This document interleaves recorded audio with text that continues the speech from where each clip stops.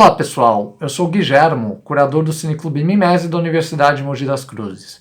Hoje é a Adriana Coutinho, nossa aluna do último ano de jornalismo, que nos brinda aí com essa excelente entrevista com Roberto Oliveira, que produziu e dirigiu Picho, provavelmente o filme mais popular sobre pichação no Brasil desde 2010, quando foi lançado, até hoje. O Roberto dirigiu e produziu esse filme com o irmão dele, o João Weiner, e conta várias histórias curiosas sobre a idealização e produção do filme, desse retrato, né, sobre os pichadores da cidade de São Paulo, que é muito interessante. Se você já assistiu o filme, a entrevista está uma coisa muito enriquecedora, está bastante interessante. Se você não assistiu, é muito simples. Basta ir no site da TX Filmes, a produtora do filme, do Roberto e do João, que o filme está disponível gratuitamente lá. Está aí na descrição do vídeo o endereço para você assistir o filme gratuitamente. Então vamos acompanhar a Adriana aí na entrevista, que tá legal demais. O Rio Pinheiros divide o pobre do Rio.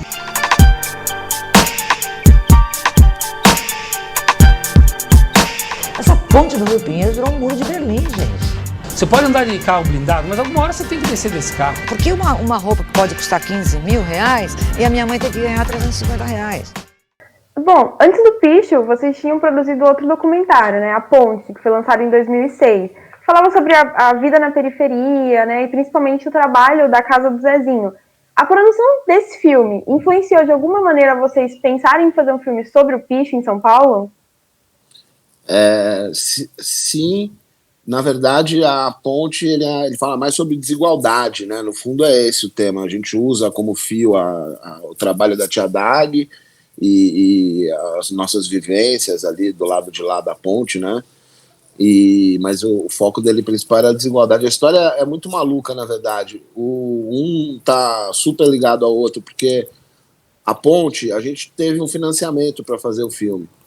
A gente teve uma pessoa que encomendou um filme sobre desigualdade pra gente, um amigo nosso que tinha um instituto, e ele queria ajudar, ele tinha acabado de abrir o instituto dele, estava apoiando algumas ONGs que estavam roubando ele, que não davam resultado, umas ONGs meio picaretas. Ele pediu uma ajuda, sabia que a gente tinha uma convivência por causa do rap com o Capão Redondo e tal, e ele pediu uma ajuda pra gente, que ele queria fazer alguma coisa, principalmente para que atingisse outras pessoas da mesma faixa social dele, para que as pessoas se mobilizassem e tal. Então a gente tinha uma grana para fazer a ponte. E o que a gente fez? A gente fez o Picho com essa mesma grana, entendeu? Por fora. No fundo, essa é a história do Picho, cara. A gente comprou um equipamento de documentário para fazer a ponte, e em paralelo a gente filmava a ponte de dia e o Picho à noite. Então eles são super ligados um ao outro. Nossa! Não necessariamente inspirado na ponte, né? A gente já tinha vontade de fazer o Picho, o João já tinha feito fotos para um livro sobre Picho alguns anos antes, e desde então a gente tinha muita vontade de fazer o doc do Picho. Mas a gente não tinha muito... A gente nunca foi muito ligado em... A gente sempre teve uma produtora comercial que pagava nossas contas, a gente vivia disso. O João tinha um trabalho em paralelo como fotógrafo, e a gente nunca soube, nem nunca quis também trabalhar com leis de incentivo e tal, e a gente não... Era o único jeito de fazer um filme como Picho, que ninguém ia querer patrocinar. Então a gente acabou fazendo por nossa conta. A gente usou o equipamento da ponte e fizemos o filme, eu e o João, praticamente sozinhos. Quase até o final dele a gente estava sozinho. No final que entrou uma galera na edição, pós-produção, mas a gente foi meio na raça, né? Então, um case de sucesso de gestão, né, mesmo, assim, né? Como pegar um orçamento e transformar em dois docs, né? Na verdade, a gente nem usou o orçamento da ponte, a gente usou só o equipamento que a gente comprou, porque o Picho não teve orçamento. Uhum. A gente ia sozinhos filmar, eu e o João. A gente ia, e o Djan, né? A gente fez o filme sozinho mesmo. A captação desse filme não tem equipe. A gente fazia a câmera, eu fazia uma câmera, o João fazia a segunda câmera, ou eu dirigia o carro e ele filmava, ou vice-versa. Foi bem assim mesmo, foi bem na raça mesmo. Em algum lugar de São Paulo. São Paulo é a lei do cão. Puta que pariu. Câmera e ação. O sangue frio de São Paulo não nega. São Paulo, o bicho pega. São Paulo. Correria adiante. Como que foi o processo para vocês fazerem o Picho? Porque o próprio filme fala bastante sobre isso, né? Como não existe muita documentação formal e não tem muitas informações sobre o picho em São Paulo, né? É super presente, tem um histórico, como pichos na ditadura e afim, mas não é uma coisa super formal, que é uma informação fácil de você pegar, né? Como foi esse processo de pesquisa e exploração desse universo? Bom, primeiro que o filme só saiu por conta do arquivo do Djan. O Djan documentou essa cena. Ele fazia DVDs que ele vendia, a maioria das cenas de ação, a gente filmou algumas, mas o grosso são acervo dele, né? Então ele fez esse trabalho histórico, digamos assim. Tem um outro personagem do filme, o Choque, o fotógrafo, que ele era muito bem informado, ele estudou muito, ele conhecia muito, ele tinha uma cultura grande sobre o tema, tanto que ele é uma das poucas entrevistas que tem no filme ali que não é de um pichador, né? O filme não tem muito blá blá blá, não tem muita opinião de outras pessoas. E foi assim que a gente teve. A comunicação dos pichadores é fechada entre eles, né? A gente não tem muito o mesmo acesso, a gente não entende o que está escrito nas letras. E foi difícil, mas tinha alguma documentação, sim. A gente conhecia a história do Juneca, que foi um pichador famoso aqui de São Paulo, eu lembrava dele, mas só. O resto tudo a gente teve que pesquisar com os pichadores, não teve nenhuma chance de achar em livro, por exemplo. Aumenta esse som, agora quem tá mandando a rima é os manos da pichação. Chegando na festa então, vai vendo sangue bom. Aí o barato, tamo junto e aqui é uma união. Vamos que vamos, pode ligar a câmera. A gente canta rap, pichação e não descansa. 1, 2, 3, aí Danilo eu não minto. Também tamo aqui, que é do 55. Vai vendo, tamo junto, vamos chegar. É pra somar, RAP no ar. Esse é o improviso, tamo junto. Aqui só pichador, vagabundo. 1, 2, 3, tem que ser H.aço. Mandando a rima agora, Nil. Novatos, vamos que vamos. Pra minha mãe que eu tanto amo.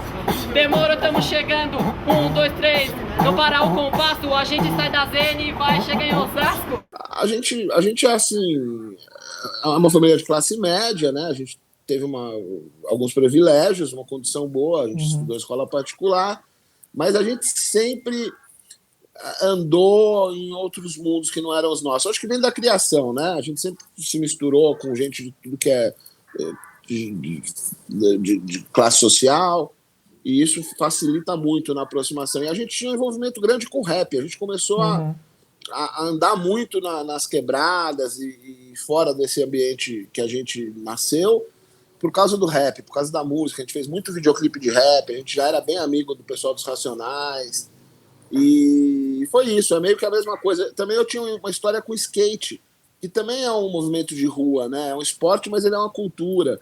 Então, assim, quando você está inserido na rua, é mais fácil você chegar nos lugares, saber respeitar, ser respeitado. Não foi muito difícil pra gente, foi natural. Legal, eu tenho essa impressão. Esse lance, assim. Essa coisa do skate vídeo, que tem essa relação muito consolidada há muito tempo, né?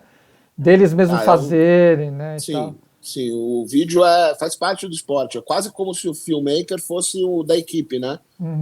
Eu acho que é o esporte que mais tem essa ligação com a câmera, realmente é o skate. Todo skatista sabe filmar direitinho.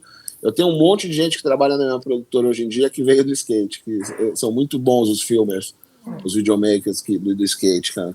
E foi isso que ajudou a gente a chegar no picho e ser respeitado. O Djan também é um cara razoavelmente acessível, porque ele tem essa...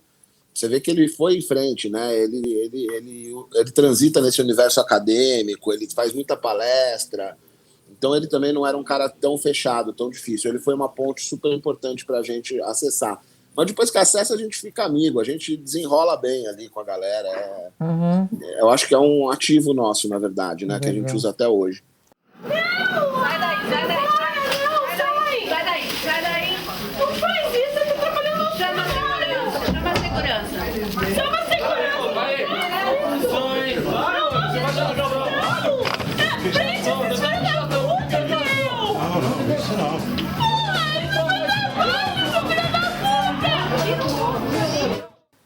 A gravação do Dia da Defesa do Trabalho, de conclusão dele, que a cena na BA, como que foi aquilo? Tipo, como foi o processo com ele? Como foi filmar aquele dia? Tipo, vocês viram aquilo e falaram, esse vai ser o ápice do filme, porque você assiste, você vê aquilo, é chocante, é muito absurdo toda a reação, especialmente porque você vê o filme todo e tem a questão de você realmente começar a olhar essa cultura do bicho por outro lado. E aí quando chega no final e você vê aquela reação super agressiva das pessoas, acaba sendo um choque, né, muito grande, é um momento muito, assim, emblemático do filme.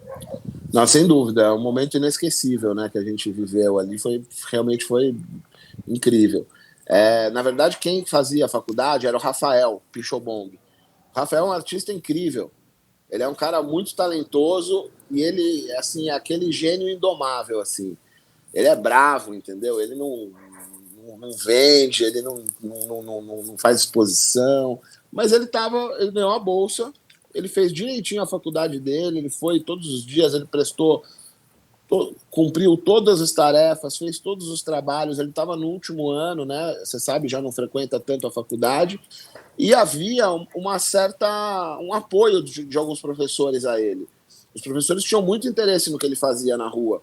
O Rafael, ele sobe, ele faz picho em topo de prédio, ele sobe pelo para-raio, ele é um cara... E ele tem os depoimentos mais impressionantes do filme, né? Ele fala que artista que já morreu pela sua arte, como os pichadores, ele tem uma visão muito interessante.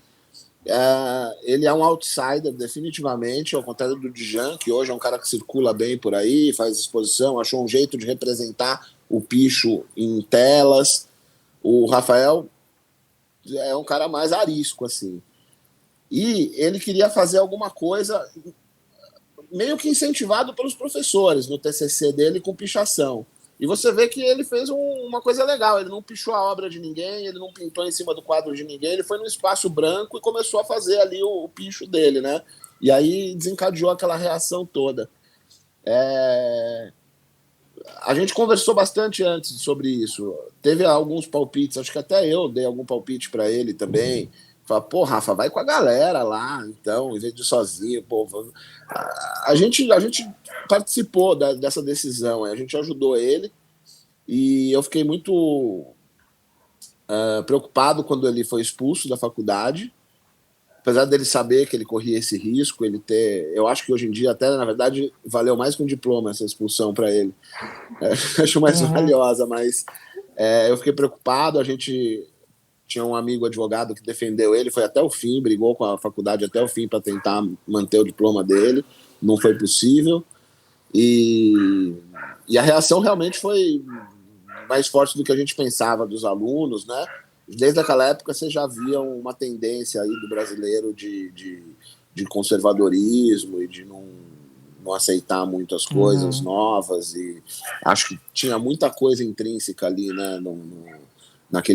Naquela reação, dá pra gente descobrir muita coisa ali da sociedade.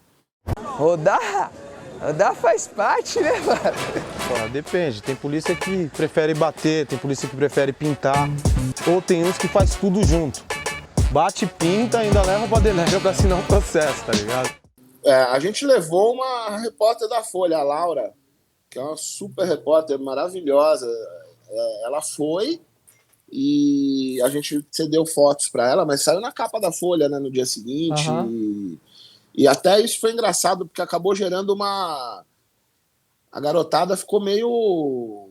Gostou dessa história de jornal, né? Tanto que eles depois invadiram a galeria, depois foram invadir a Bienal. A gente já ficou até meio assustado, porque, enfim, a gente não sabia se era...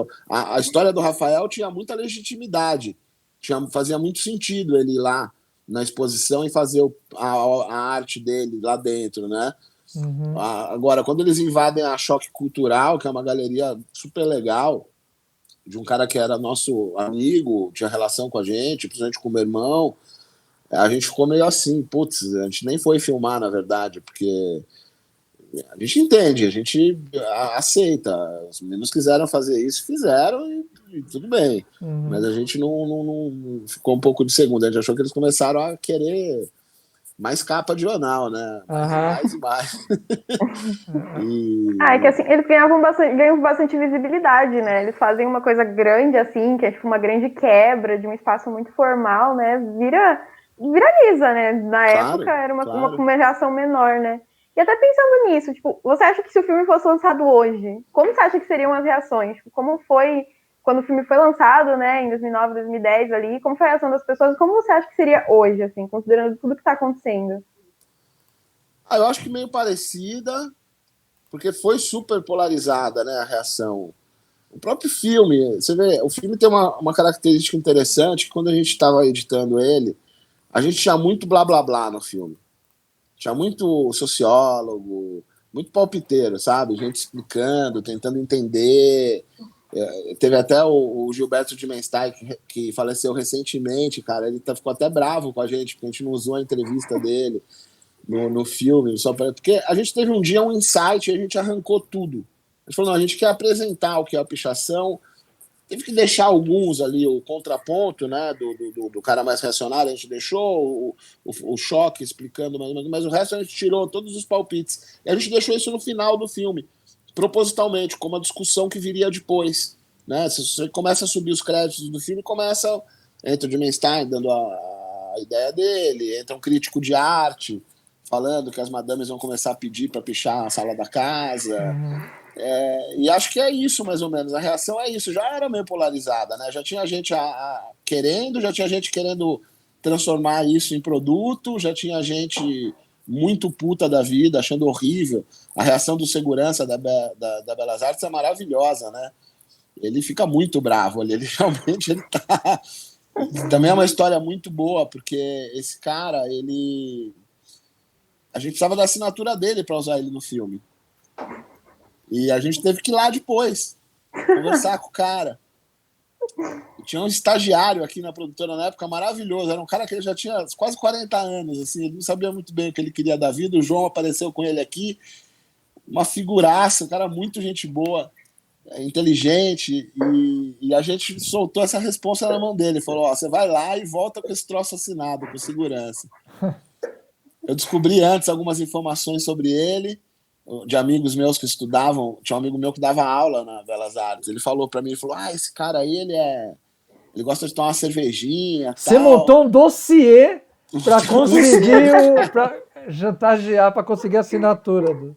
E esse cara, acho que ele chamava Zezão, ele contou pra gente, a gente morria de rir, que ele convidou ele para ir tomar uma cerveja no bar. O segurança foi. O chefe da segurança. Aí disse que chegou lá, ele contou do filme, falou que achava um absurdo o que esses meninos estavam fazendo, que era importante mostrar para que não fosse mais feito e tal. E já tomaram a primeira, né? Daí ele botou uma pastinha em cima da mesa, aí pediu mais uma. Aí ele abriu a pastinha, aí pediu a terceira. Aí ele foi botando o papel na frente do cara. Na quarta o cara assinou e ele veio embora. A gente sempre entendeu. A gente logo entendeu, quando esse filme demorou para ficar pronto, né? A gente terminou ele, a gente ia demorar mais 1 ano para editar ele, tranquilamente. E o que acelerou o processo foi que houve interesse da Cartier Foundation de Paris no filme. Foi uma super coincidência. A gente lançou um pequeno teaser do filme no YouTube. Esse teaser rapidamente tinha, 300 mil views, uma coisa assim, antes do filme estar terminado. E tem uma artista plástica brasileira, a Beatriz Milhazes, ela estava fazendo uma exposição, se eu não me engano era uma exposição individual nessa galeria em Paris, que é como se fosse um museu, é uma galeria particular, mas ela é muito importante, assim, fazem exposições incríveis lá. Assim, quando a gente conheceu, eles estavam fazendo uma com o David Lynch, e depois fizeram uma sobre a história do rock, e aí levaram as peças mais icônicas do rock and roll, assim, a guitarra do Jimi Hendrix, não sei o quê. E eles estavam querendo fazer a história do grafite, uma exposição sobre a história do grafite. Mas o Hervé, que é o presidente da fundação, contou pra gente que a França tem tradição de apresentar coisas novas para o mundo, historicamente. E ele não estava achando nada novo na história do grafite. Os grandes grafiteiros todos beberam da mesma fonte, do Wild Style, do fim da década de 70 em Nova York. Por mais que diversificaram, começaram a fazer coisas diferentes, a fonte, ele percebeu que era sempre a mesma. E a Beatriz, ele comentando isso com a Beatriz, ela mostrou o promo do Picho. Aí esse cara pirou.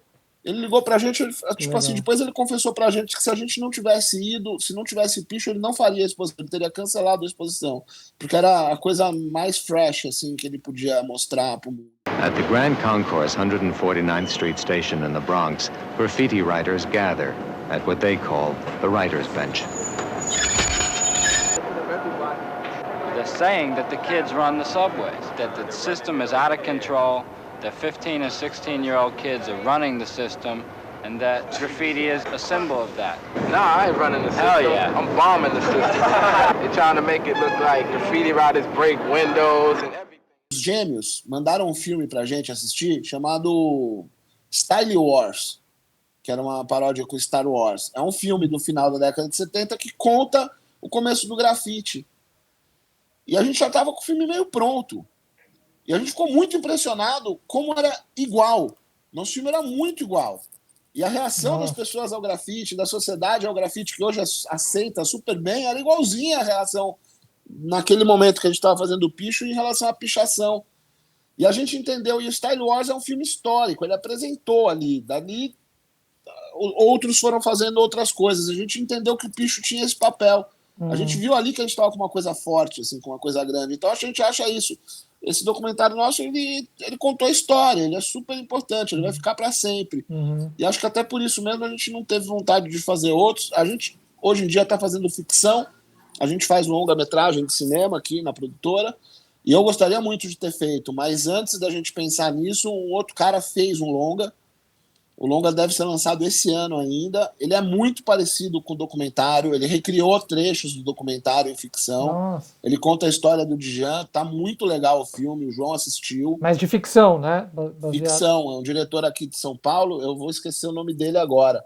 Mas ele é um diretor muito, muito bom assim, de publicidade. Ele faz filmes grandes. Ele tem uma produtora que chama Killers.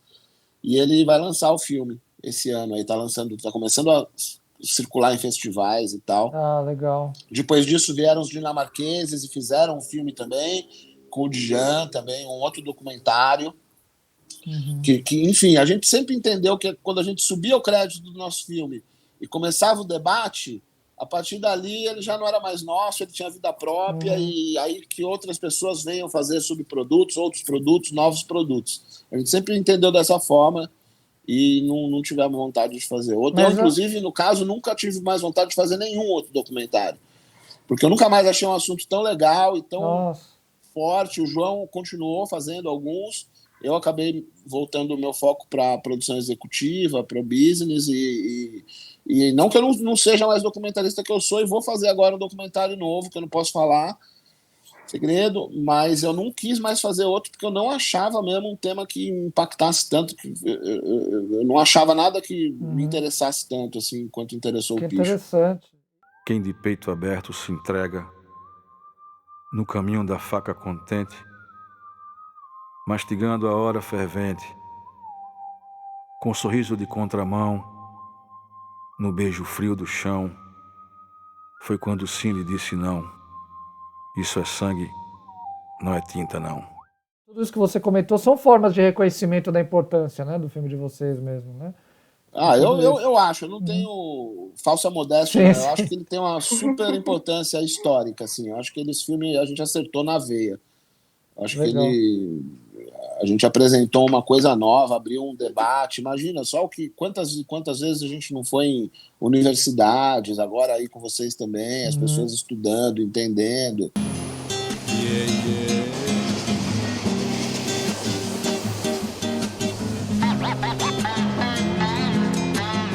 Realidade é muito triste, mas é no subúrbio, eu sou Gismundo, submundo que persiste o crime. Pegar o trem é arriscado, trabalhador... O que eu sei é que tem picho, pra mim é igual grafite, é igual foto, é igual quadro. Tem foto bonita, tem foto feia, tem grafite bonito, tem grafite feio, e tem picho bonito e tem picho feio. Tem picho que eu gosto, tem picho que eu acho feio. Acho que não tem muito... A gente realmente queria mostrar. A gente sempre foi muito observador e muito curioso. Acho que a curiosidade é de onde vem o início de qualquer documentário, né, de qualquer obra documental. E a gente tinha muita curiosidade. Eu queria muito entender o que estava escrito. Isso eu queria muito, assim. Eu me sentia na China, né? Morando na China, porque a cidade de São Paulo era inteira pichada. Inteira. Acho que tinha até mais do que hoje. E eu não entendia nada do que estava escrito, pô. Eu era quase um analfabeto dentro da minha própria cidade, né, cara? E acho que partiu daí a curiosidade toda. Teve o problema do Dória ter pintado os muros de cinza sem dó, e aí muita gente começou a falar muito sobre o grafite, né? E aí, quando pesquisando, até hoje, se você for olhar, tem muitos que falam só do grafite, tem algumas pessoas que incluem o piche, aí fica aquela grande discussão, né? Qual dos dois tem mais valor? Então, você acha que, tipo, esse movimento em 2017, ele deu alguma visibilidade pro piche, ele conseguiu meio que fazer com que as pessoas olhassem para ele de uma maneira diferente, até porque já tinha um documentário também, eu lembro de ter lido algumas matérias na época falando sobre o documentário.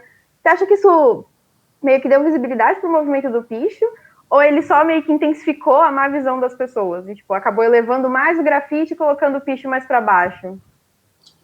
Eu acho que sempre teve, né, essa coisa. O grafite é colorido, né, é mais bonitinho, é mais digerível. O cara compra mais. E o picho menos. E o Dória devia ter se informado um pouco antes, né? Eu vi muito post nas redes sociais quando o Dória começou a pintar as paredes de gente mandando ele ver o picho, dando a dica para ele, né? Ver o picho. Eu gostei, a gente tem uma cópia do picho no Vimeo, quem quiser ver, inclusive com legenda em inglês.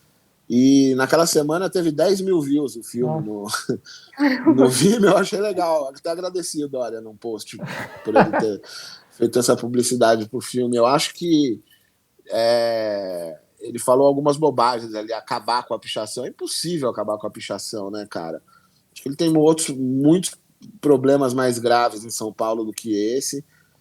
E se ele quisesse acabar com a pichação, não é muito difícil. Se ele não tivesse assistido o filme, inclusive, ele ia ter muitas boas dicas de como fazer isso. Mas ele não assistiu, provavelmente. O pichador, o bandido, quer pinchar tudo, que estraga, que destrói. Todos esses são filhos do maligno. Eu acho que aqui em São Paulo, nesse quadrilátero aqui entre as marginais, nesse centro expandido de São Paulo, as pessoas não vivem a rua, elas têm nojo da rua. As pessoas vivem dentro dos seus carros com os vidros fechados e elas não andam a pé, é muito diferente. A gente que anda de skate, por exemplo, a gente tem uma visão tão diferente da cidade. A gente acha os lugares, a gente olha sempre procurando uma escada, um corrimão. A gente tem assim, as pessoas não veem a cidade, né? Elas não enxergam a cidade. Para elas aquilo ali é só um rabisco feio. Elas não têm essa curiosidade que a gente teve de querer saber o que era, né? Me parece isso. E as pessoas têm esse preconceito mesmo, é nojo. Como gente que eles têm nojo de pobre, de mendigo, eles associam o picho a isso, a pobreza, a periferia. As pessoas não têm essa ligação, não tem ligação nenhuma, não tem empatia, não tem. E o picho ali, tem umas agendas tão bonitas de picho, cara. Quando os moleques pegam aquela porta daquela mecânica que é preta, aí ele vai lá com a tinta branca, cara, e eles fazem aquela agendinha. Pô, fica lindo aquilo, né, cara? Eu acho super bonito. Sim. E as pessoas não têm essa visão. O grafite é mais fácil de ser aceito, mas se você vê o Style Wars, o filme, você percebe como é igualzinho a reação do grafite. Então, acho que aos poucos, sim, o picho pode vir a ser aceito, né? Mas ele é mais visceral, ele é mais cru, ele é mais difícil de ser digerido mesmo. Cara, eu respiro pichação 24 horas por dia, eu gosto pra caramba, meu. Trabalho na rua de moto aí, 12 horas em cima de uma moto, tá pra cima e pra baixo. Agora tô em Santo Amaro, depois tô em São Miguel Paulista, depois tô em Osasco, depois tô no Itaim Paulista e assim vai e você tá acompanhando, né? Olha, falando francamente, é difícil eu não ter entrado numa rua que eu não tenha pichado em São Paulo. O que é fato, o que a gente aprendeu, o que a gente entendeu de motivação deles, realmente é aparecer, né? É que o máximo possível de pessoas vejam o que eles estão fazendo. E aí o Dimenstein fala muito bem sobre essa síndrome da invisibilidade, que faz algum sentido. E eles falam muito sobre o Ibope, né? Que eles chamam de Ibope. Ibope é o máximo de gente a ver. E aí entram algumas curiosidades nessa história, que é o seguinte. Primeiro, tinta é cara. Não é barato para esse garoto da periferia que não tem grana comprar tinta. Então, quando eles picham num lugar que o dono no dia seguinte apaga, a tendência é que eles não voltem mais lá. Porque eles não vão desperdiçar a tinta deles sabendo que o cara depois vai pintar de novo. Então, se você não quiser que pinte em tua casa, que piche em sua casa, se um dia alguém pichar, apague no dia seguinte. Porque a chance, talvez ele vá mais uma vez, mas mais que duas ele não vai gastar a tinta dele. Outra coisa incrível, eles são, assim, gênios instintivos de marketing, né? Porque eles sabem os melhores lugares, cara. Eles poderiam perfeitamente, se ainda tivesse outdoor em São Paulo, eles seriam perfeitos para mapear os melhores lugares para se ter outdoor em São Paulo, né? Que eles só picham onde passa ônibus, onde é corredor, onde passa muita gente, para que o máximo de gente possível veja. Então tinham 3 motivações básicas ali. Primeiro, espalhar bastante. Esse cara tem moral no meio da pichação se ele picha em muitas zonas. Se ele picha na Zona Oeste, na Zona Sul, na Zona... E tem uns caras... Pô, tem o personagem mais legal desse filme, que é o Lixomania, o Zé. Ele é motoboy, cara. Então ele tá sempre com... Pra onde mandam ele aproveita e faz um pichozinho, entendeu? E ele vai espalhando na cidade inteira por conta da profissão dele. Daí tem os que gostam de pichar no lugar mais alto, né? Que aí são os mais aventureiros. Esses são os caras que são mesmo os superstars assim, do picho hoje em dia. E os caras que escolhem o lugar que todo mundo vai ver, né? Tem uns, depois que você conhece, você começa a ver, cara. Tem um cara que chama Cop, ele deve ter a minha idade. Ele picha até hoje. Puta, cara, eu nunca vi como esse cara picha tanto. Qualquer lugar que eu vou dessa cidade, eu vejo um Cop. Eu vejo um picho desse cara, assim. Então eles têm muito a manha de escolher o lugar correto, né?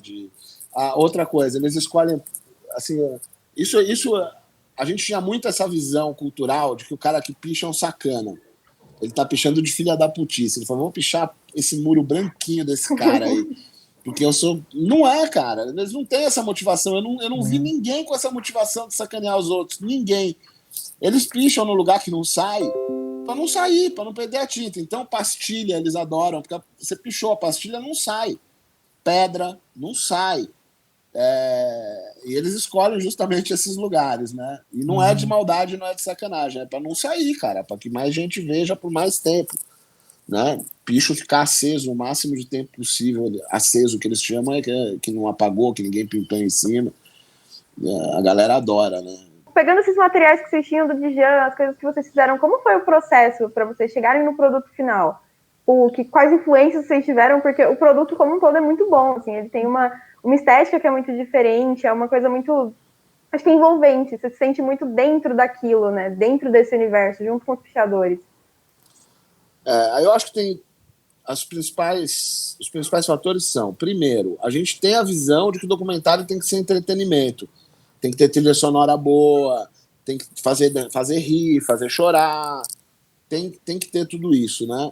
Se ele não é entretenimento, ele vira PowerPoint, né? Fica chato, tem muito documentário chato, que o cara só assiste se ele realmente tiver muito interesse naquele tema. Esse não, a gente queria apresentar para qualquer um assistir e gostar. Isso vem da linguagem que a gente usa para fazer os documentários, os programas de TV que a gente faz. A segunda coisa que eu aprendi no skate, eu tinha uma vantagem, assim, digamos, que era ser amigo dos skatistas, ser mais um, e eles me verem como mais um no rolê ali. Isso faz uma puta diferença, porque você consegue extrair um comportamento espontâneo, verdadeiro, que não é fácil, que você tem que pertencer àquele grupo para você conseguir extrair. E isso no picho a gente talvez não tivesse tanto no começo, mas o Djan tinha, então o material dele traz muito isso. As pessoas ali são... É verdade, né? São verdadeiras, não é um cameraman com uma repórter fazendo pergunta pro cara. Isso faz toda a diferença em documentário.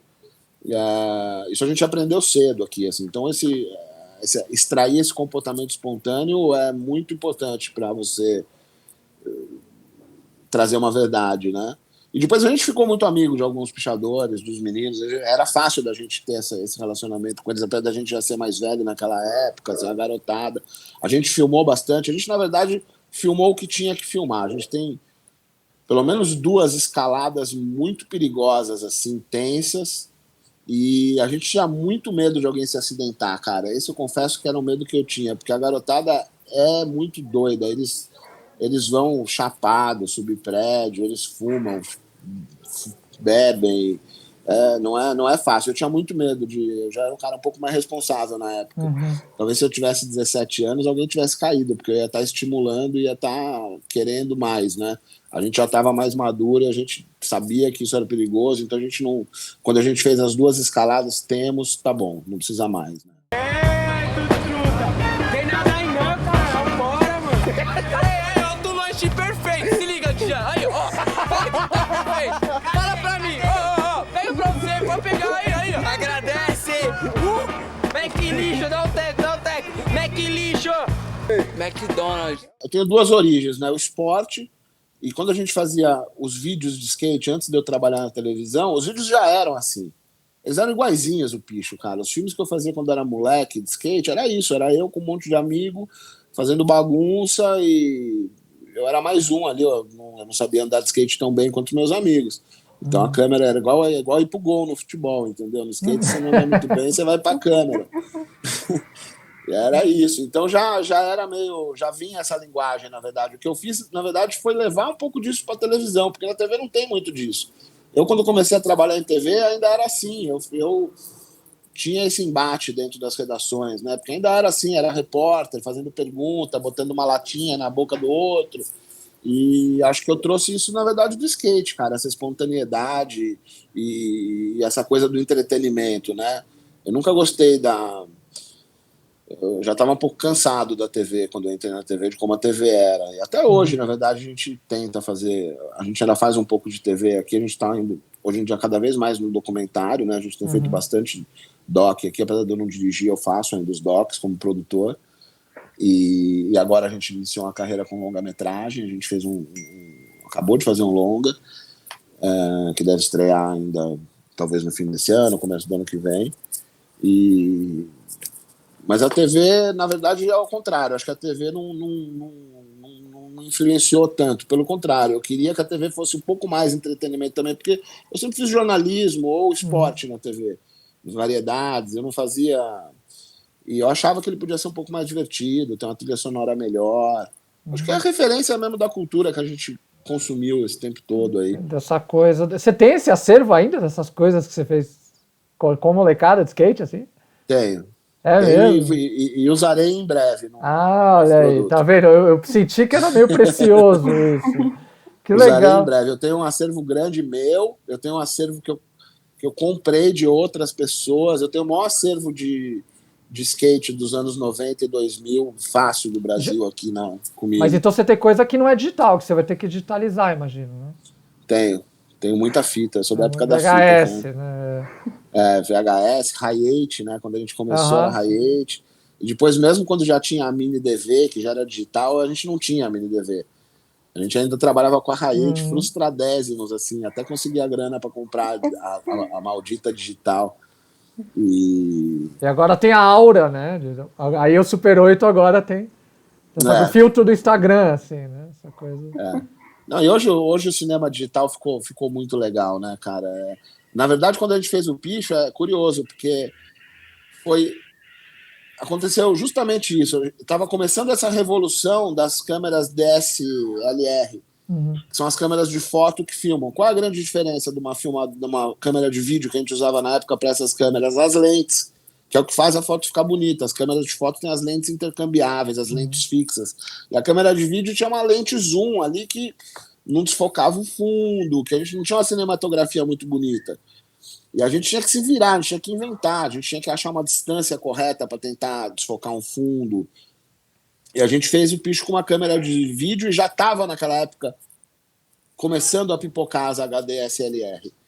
E a gente, se fosse um ano depois, a gente teria feito com essas lentes novas, aí que seria legal, ia ter dado um upgrade cinematográfico do filme. Mas eu acho que o conteúdo falou por si só, não fez tanta falta. O olhar também, o João é um puta diretor de fotografia e mesmo com aquela câmera que não era o ideal, a gente tinha muita experiência com esse tipo de equipamento, a gente estava há anos trabalhando com ele. Então a gente se virou bem ali. Sobre essa coisa de... Porque são 10 anos, né, desde o Picho, né, desde o lançamento. 10 anos. Para você deve parecer muito mais, como qualquer produtor, né? Mas uma coisa que mudou muito também nesse tempo foi a própria televisão, né? Quer dizer, Sim. E o documentário ele ganhou uma relevância na casa das pessoas com streaming, e enfim, no ônibus e no trem, onde quer que seja, que não havia tanto, né? Isso te atrai? Você, enfim, tem planos para isso? Ou já tem algum tipo de projeto nesse sentido, diretamente em streaming? Sim. Eu acho que, na verdade, a plataforma, a maneira que isso vai ser distribuído, não faz tanta diferença. O conteúdo ainda é mais importante para a gente, né? A gente não tinha medo, assim, do streaming ou da TV a cabo acabar, porque a gente faz conteúdo. O conteúdo sempre vai ter alguma maneira de ser distribuído, né? O que eu vejo é um fortalecimento do documentário, né? Isso é muito legal. Você vê que as pessoas pensam ainda, que tem gente estudando, aprendendo, interessada, curiosa. O documentário hoje realmente está em alta, e eu acredito que agora, com a Covid e com essa situação que a gente está vivendo, vai crescer mais ainda, porque é muito mais difícil agora. A gente notou esse interesse dos players no documentário, porque é muito mais fácil a gente filmar seguro um documentário do que uma ficção, né? A gente tem a possibilidade de não ter equipe grande, então eu estou achando que vai vir um boom de documentários aí em 2021 por conta da pandemia, inclusive. Eu acho que o reaquecimento da nossa indústria vai começar pelo não ficção. E sim, tem coisas muito legais sendo feitas. Estou super curioso para ver o que a garotada está fazendo, tá trazendo. A gente tem um monte de projetos de documentário aqui dentro da casa, um monte. E a gente tem feito uns. A gente acabou de fazer um sobre o contrabando do cigarro para a Vice. A gente está com um novo também agora, começando esse mês também para a Vice. A gente tem encomendas de fora do Brasil para fazer mini docs, reportagens. O interesse está grande nisso, tá crescendo. E, inclusive, até com o videoclipe, né? Os videoclipes estão A gente tem feito alguns videoclipes bem documentais. A gente fez um agora para o Movimento Negro, um bem legal, que a gente usou a música Negro Drama dos Racionais, com o Seu Jorge cantando, para a coalizão do Belchior, dessa galera.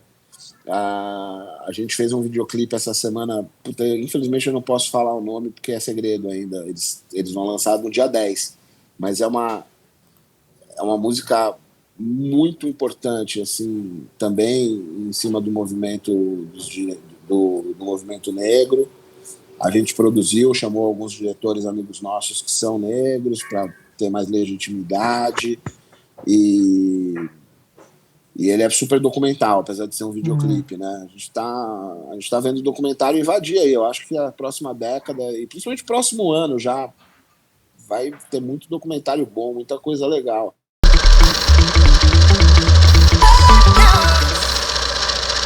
Obrigado, Adriana, por trazer essa ótima entrevista com o Roberto aí pra gente. Eu também acompanhei, fiz uma pequena participaçãozinha aí, gostei muito. E obrigado principalmente ao Roberto, né, pela disponibilidade, pelo carinho aí que receber a gente aqui no Mimese Entrevista. Se você quiser acompanhar a programação do Cineclube Mimese, basta acessar aí a nossa página no Facebook, que está aparecendo aí o endereço na sua telinha, tá bom? Então, obrigado, pessoal. Então, até a próxima sessão ou a próxima entrevista. Um grande abraço.